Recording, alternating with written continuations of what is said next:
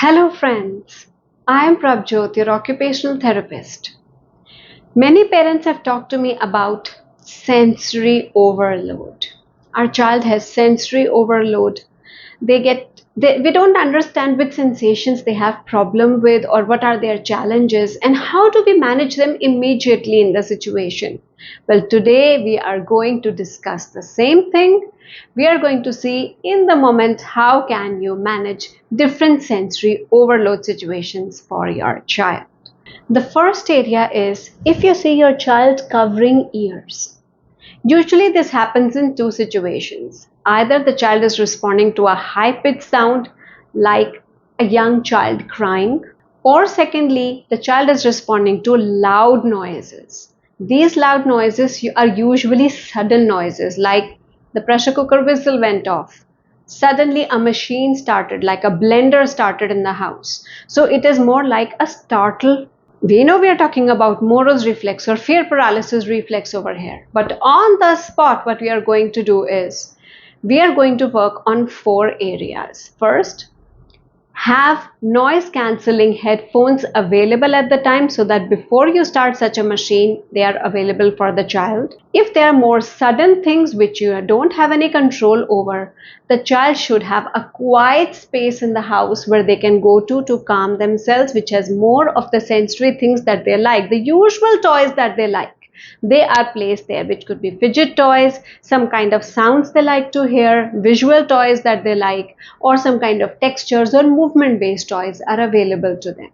And if they have some kind of music that the child enjoys or calms down with, you can play that so that during that time the child, for example, the infant in the house is crying and your child is getting dysregulated. So provide them with that music, send them to another room where they can calm themselves down. If your child is verbal enough, you can try to tell them, there is going to be the sound of the blender. Would you like to stay here? So the child will show you, they'll look at the blender, they'll know this is the source of the sound. So you can hug me while the blender is going on, or you can leave the area, or maybe the child wants to try it once just to see how the sound comes. So what happens? It prepares the child better for the situation next time.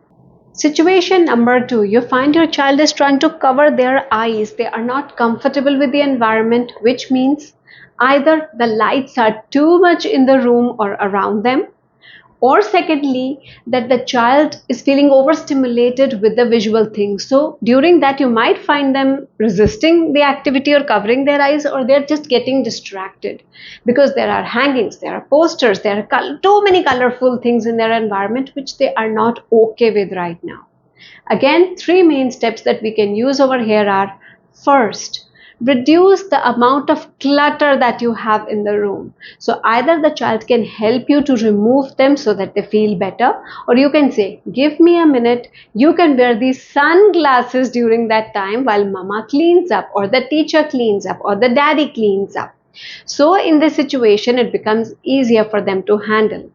And finally, giving them some kind of dim environment sometimes helps, so that dim environment becomes their go-to place in this situation.